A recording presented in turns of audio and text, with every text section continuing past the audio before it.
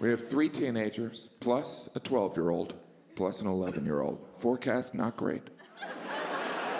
Definitely hurricane season. And I freely admit my wife has it harder, much harder, but this whole thing is kind of her fault. These children didn't come out of my body. In a way, they're not even my kids. Now, I don't want to sound like a conspiracy theorist, but that whole sperm fertilizing the egg thing, I've never seen that in person. I've seen a simulation of it. You know, how you might stage a landing on the moon. Men should be suspicious. Women discover they're going to become a parent. Men are told.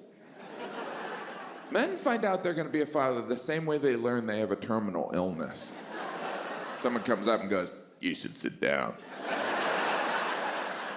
And men have a similar response. "How much time do I got?" Of course, with paternity tests, now we can scientifically prove who the father is, but for most of human existence, the guy just had to believe what he was told. "I'm pregnant, you're the father." I haven't been home for 2 years. It's a miracle.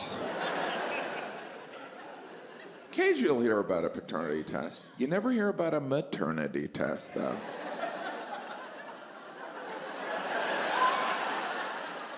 How do we really know who the mother is? The child came out of my body. Well, then you shouldn't be afraid to take a test. Okay, Jim, that's the dumbest joke of the night. That one. Obviously, paternity tests exist because some men are garbage. And I tell you, as the father of 5, when I hear about these men that abandon their children, I am so filled with jealousy. There's no excuse.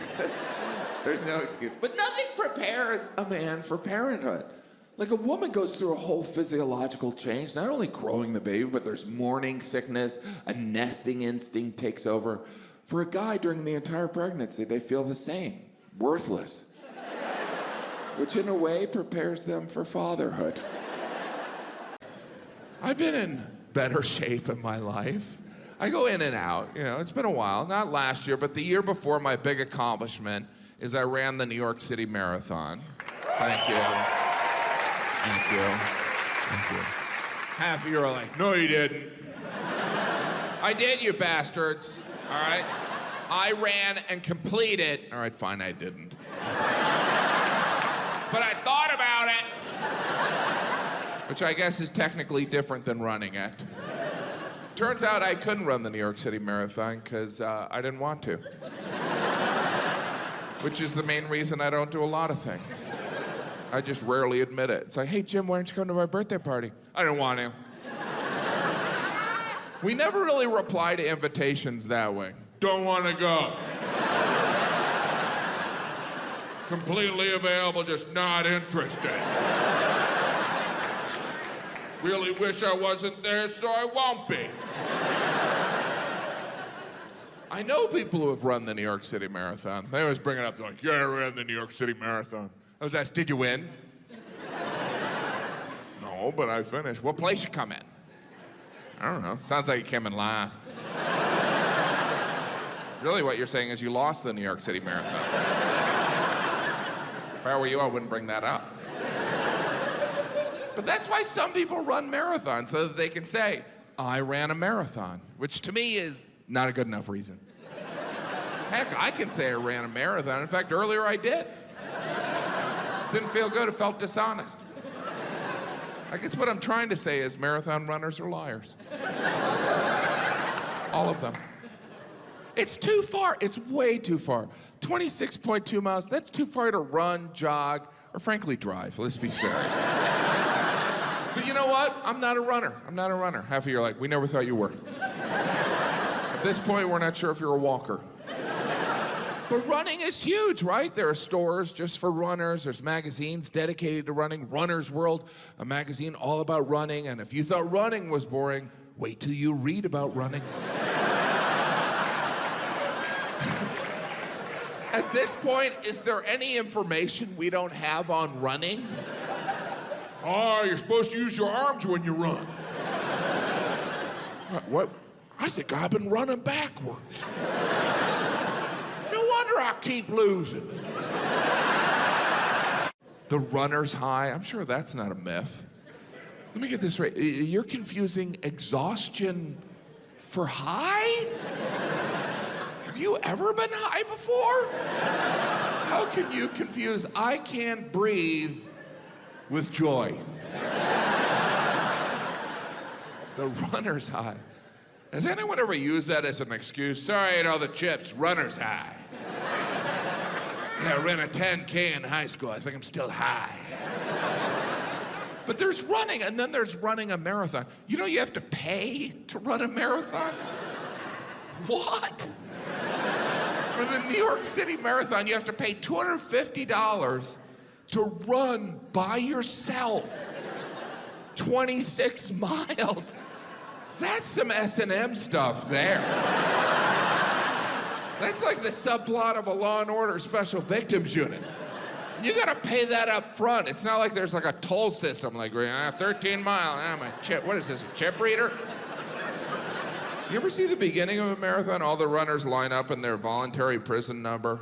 And then someone shoots a gun, red flag, and the runners disperse like Godzilla's approaching. Ah! Why is there a weapon involved in a foot race? Whatever happened to someone saying, go? All right, let's review how we're gonna start the marathon. We'll get all the lemmings lined up there, and then without any warning, Cooter will shoot his .357. In the air this time, Cooter. Then we'll just sit back, count the money, and watch some of them soil themselves.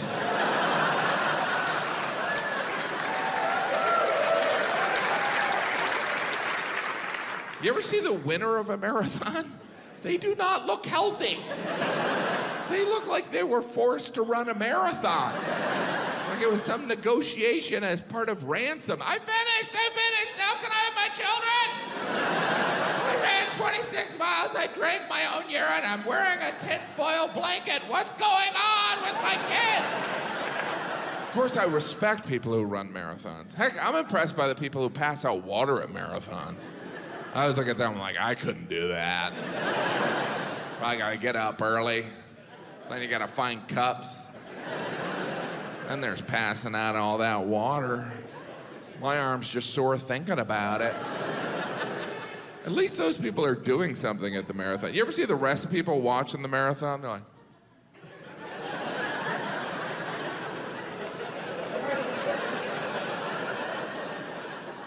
what is going on in your life? If you're watching strangers run a marathon.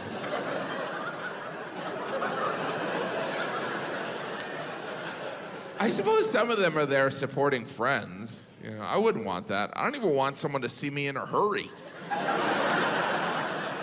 That seems like a big request of a friend, right? Hey, can you watch me run 26 miles? Only take your entire Sunday.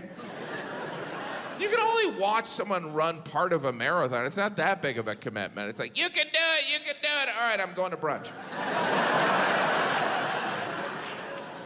But you can watch someone run a marathon. You can't go into a health club and watch someone on a treadmill.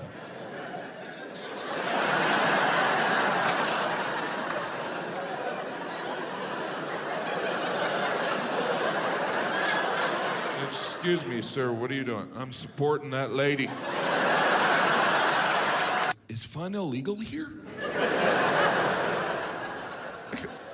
What kind of antidepressant do you have to be on to enjoy cross-country skiing? I can't believe cross-country skiing's even a sport. Hey, you know that awkward part in downhill skiing where you're trying to get over to the lift? What if we just did that?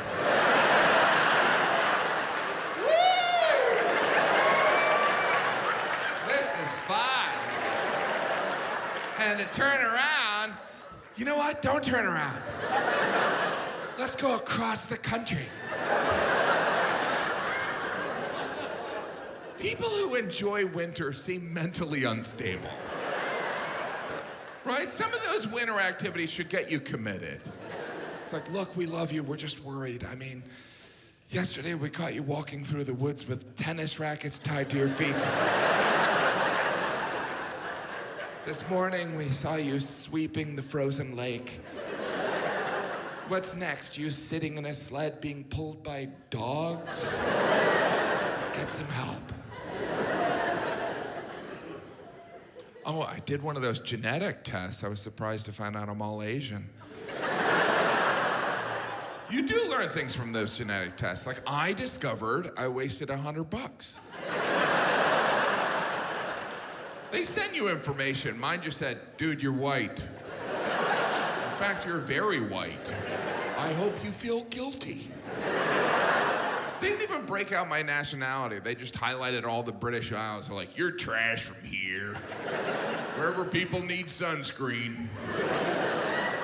But what do we expect to learn from these genetic tests? Like, oh my gosh, I'm related to my ancestors. We're only gonna find out bad news. You see it in the commercials. I thought I was Italian, but it ends out my great-grandma was a So I guess I'm Eastern European. Sometimes people think I'm saying Eastern Europeans are and I am. No. My point is, only good family news is passed along. Like, if your great-grandfather was Abraham Lincoln, you'd already know that. But if your great-grandfather was the town drunk, your grandpa's likely to go, I don't remember. I think he worked in a bar. Chief gutter inspector. I do know I have some Irish ancestry, but apparently the Irish didn't keep great records because, well, draw your own conclusion. Some tells me they weren't busy sunbathing. I'm Irish, but I have blonde hair. Supposedly the only reason the Irish have blonde or red hair is because the Vikings invaded, pillaged, and probably other stuff. Those Vikings, the Scandinavians, I don't know if you've been to Sweden, it's like a whole country of Scarlett Johanssons. If I was in Ireland at that time, I would have been, oh no, some Viking lady's coming to pillage me. I guess I'll hide on this bed covered in rose petals. Hopefully she can help me put together that table.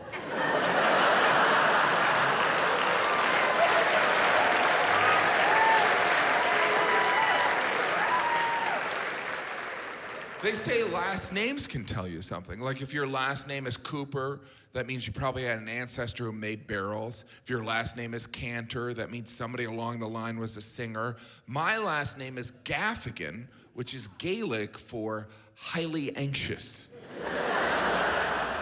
And when I learned that, all I could feel was highly anxious. I mean, how anxious do you have to be for people to go, you should go with that as your name? Was that? That's what we call you anyway. It does seem like some last names were chosen to impress, right? You know, someone's like, you know what? I want the ladies to know I'm successful, so I'm gonna go with a last name Goldman. Goldman. What are you going with? Wiener. I want the ladies to know I like hot dogs. But who knows? Maybe last names mean nothing. You know, where I'm from in Indiana, there is a guy who owns an RV dealership, and his name is Tom Raper. That's his name. And there are billboards, come see Tom Raper. And people go. Well, we should check it out. Now, I don't know why we would let someone named Raper sell RVs. They are essentially mobile crime scenes. If my last name were Raper, I wouldn't leave the house. How do you even go out to dinner? Party of two, Raper. Is there a Raper here? Are there family reunions? Are you a Raper? I'm a Raper. Is this your son? He looks just like a Raper. So fun getting all the Rapers together. In Milwaukee, I stayed in a hotel named the Fister. That was the name, the Fister. And obviously they were sensitive to it sounding weird, so they added a P at the front, so it was the Puffister. Hey, it worked for Michelle Pfeiffer. And that hotel was started by a man named Guido Pfister. I thought, my name's Guido Fister. Why don't I go into hospitality? Guido Fister. His name sounds like an ethnic slur. Get out of here, you Guido Fister!